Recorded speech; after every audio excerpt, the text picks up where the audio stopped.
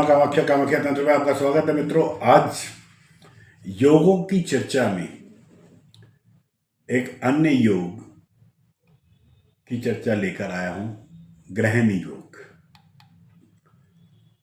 हमारी कुंडली में 27 तरह के योग बनते हैं।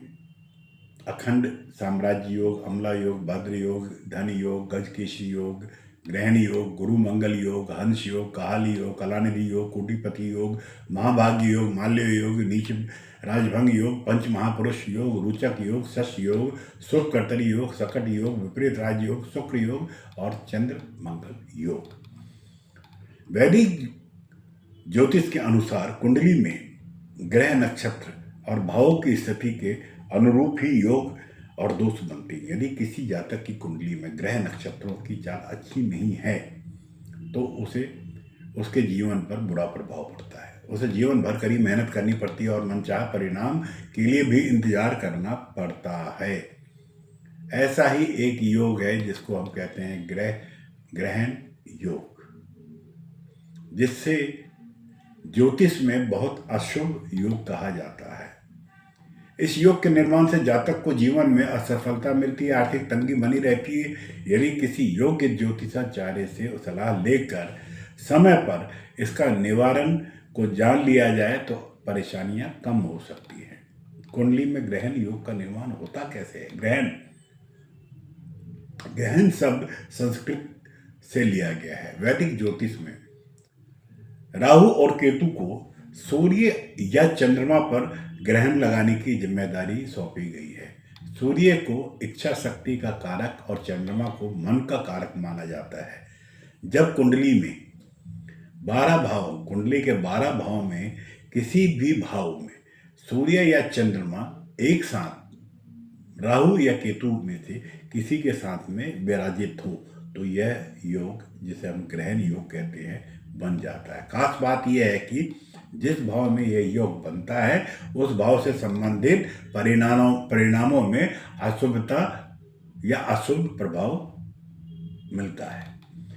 ग्रहण योग के प्रभाव, जिस तरह सूर्य ग्रहण लगने पर अंधकार या अंधेरा छा जाता है और चंद्र ग्रहण लगने पर चांदनी खो सी जाती है, उसी तरह से जीवन में ग्रहण लगने पर जातक के सभी कार्य रुक से जाते हैं। कई बार कार्य पूरा होते होते अचानक बीच में रुक जाता है। ऐसी स्थिति में ग्रहण योग बनता है। कुंडली में ग्रहण योग निर्माण से गर्भ धारण करने में समस्याएं आती है और इस योग में पैदा हुआ जातक अक्सर हमेशा बीमार ही रहता है। इस योग की वजह से आपके घर या व्यापार में अचानक कोई बाधा उत्पन्न हो जाती है, जिसकी वजह से आपको मानसिक तनाव पैदा हो सकता है। आपके घर में और व्यवसायिक परिसर में शांति और सद्भाव की कमी बनी रहती है। जब भी हम प्रवेश करते हैं तो हम नकारात्मक वाइब्स को महसूस करते हैं, नकारात्मक तरंगों को महसूस करते हैं। कुंडली में इस योग की वजह से आपके द्वारा किया हुआ परिश्रम भी आपकी मनचाहा परिणाम दिलाने में असमर्थ हो जाता है।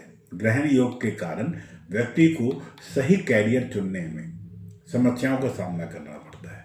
कार्य क्षेत्र में ग्रोथ और इंक्रीमेंट प्राप्त करने में समस्याएं होती हैं। पुरानी बीमारी व्यक्ति को घेर लेती है और निराशा अवसाद में व्यक्ति अपना जीवन को तबाह कर लेता है। यदि ग्रहण योग 7वें घर में बना तो जीवन साथी के साथ में मतभेद और कलह कलेश का वातावरण और स्थिति को पैदा करता है।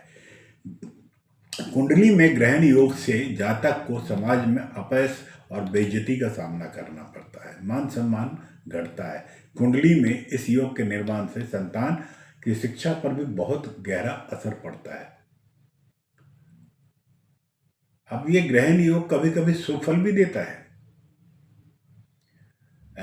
ज्योतिष की माने या ज्योतिष शास्त्रों को माने तो कभी कभार जातक की कुंडली में शुभ केतु और शुभ सूर्य की युक्ति जातक को शुभ फलों को भी प्रदान कराता है। जातक कार्य क्षेत्र में ग्रोथ, इंक्रीमेंट और प्रमोशन भी ले लेता है।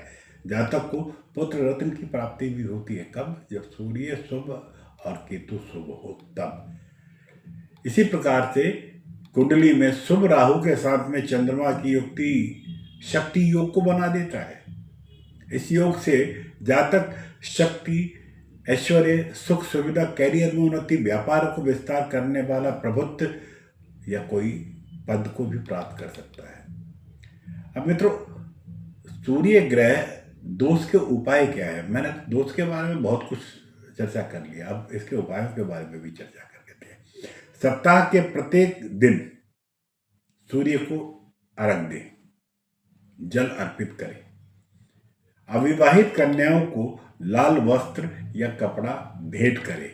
रविवार के दिन नमक का सेवन कतई ना करें। आदित्य हृदय स्तोत्र का जाप करें। महामृत्युंजय मंत्र का 1.25 बार जाप करें।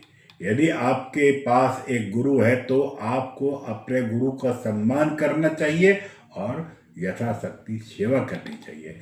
राहु और केतु के नकारात्मक प्रभाव को शांत करने के लिए भगवान शिव, सदाशिव, हनुमान की पूजा करें। 5 रविवार और अमावस्या के दिन आप प्रातः 10 बजे से पहले 1 पैकेट गेहूं के दाने और नारियल को बहते हुए जल में प्रवाहित कर दें, अर्पित करें। इसी प्रकार से कुछ उपाय चंद्र ग्रहण के दोष भी कम कर सकता है। जैसे अविवाहित लड़कियों को सफेद कपड़ा दान करें, कन्याओं को खीर अर्पित कराएं, गायत्री मंत्र का जाप करें, महामृत्युंजय मंत्र का 1.25 लाख जाप करें। आप पूर्णिमा के दिन उपवास कर सकते हैं, चंद्रमा को जल चढ़ा सकते हैं। सोमवार को नियमित रूप से शिवलिंग पर जल चढ़ाएं। सोमवार के दिन सफेद खाद्य पदार्थों का दान करें। अपने घर में पूजा स्थल पर सिद्धि यंत्र रखें। अपने घर पर मृत्युंजय यंत्र, हनुमान यंत्र या राहु केतु यंत्र भी रख सकते हैं। ये उपाय पूरी तरह से इन दोषों के नकारात्मक को दूर नहीं कर सकता, पर इनके प्रभावों की डिग्री को निश्चित रूप से कम करके आपकी मदद कर सकता है। इसके अलावा यदि कोई जातक ग्रहण योग से परेशान है तो आप किसी अनुभवी ज्योतिष से मिलें और सलाह लें। आप अपनी कुंडली का सही विश्लेषण करवाएं और उसके उचित सलाह पे आप काम करें। मित्रों, आज की चर्चा को यहाँ संपन्न करता हूँ। अगली चर्चा अगले नए विषय के साथ में आपके सम्मुख पुनः उपस्थित होता हूँ। जय मां कामाख्या, आपका दिन शुभ हो।